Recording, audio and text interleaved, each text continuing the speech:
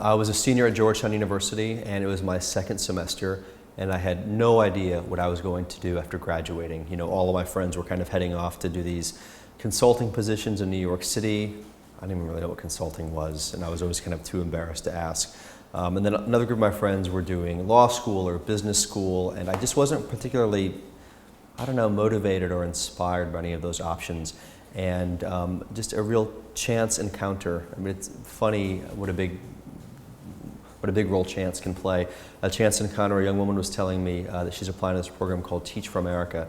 And when I heard her talk about it, I thought, now this would actually be something really, really exciting to do for a couple of years after college. So I applied to Teach for America, I was accepted to Teach for America, and I was placed in the Rio Grande Valley. And I remember getting out the map, and I was trying to find the name of the city, Rio Grande Valley. Well, there's no city called the Rio Grande Valley. In fact, there's not even a region that's marked on a map, Rio Grande Valley.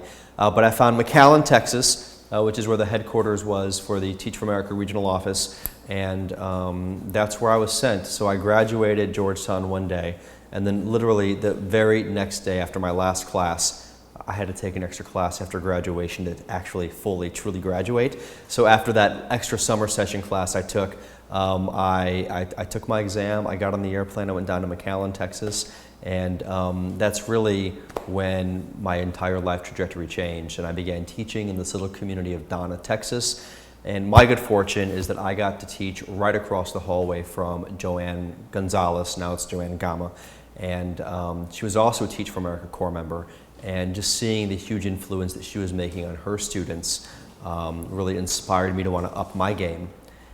And then it just so happened that December of our first year of teaching, so this would have been December of 1997, Teach for America had at the time these monthly meetings that were kind of trainings, and you had to go and you had to fill out your AmeriCorps paperwork. It was this big bureaucratic tangle, but we'd all show up, and it was the only time sometimes we would see people, you know, that month. And the gentleman who was speaking to us that night, kind of our evening entertainment, was this guy named Michael Feinberg.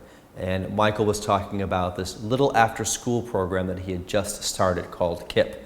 And Joanne was listening, and I was listening, and when I heard him describe what his students were doing and what their results were, I was very skeptical. So Joanne and I decided to take a day off teaching, and we drove up from the valley to Houston, which is about a 6-hour drive.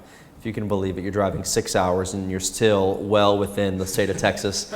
And we get to Houston, and I'll never forget because we showed up to this old office building that had been converted to this makeshift school. And there was something very tangible about walking into that school and thinking, we could do this. You know, they didn't have lockers. They had milk crates that were turned on their side, and they were stacked up. So you had, you know, that was the lockers. The kids had all their books stacked in those milk crates. And then we went into a classroom, and we saw these card tables that were sagging in the middle, just these folding tables and chairs sagging in the middle from the weight of the textbooks. And the classroom instruction was fantastic. It wasn't amazing. It wasn't so exceptional that it seemed impossible. It was really high quality teaching.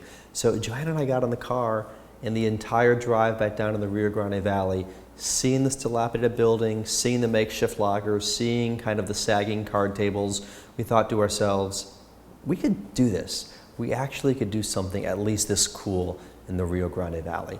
So that is really what sparked it, what kind of planted that seed inside our minds that we actually could start a charter school.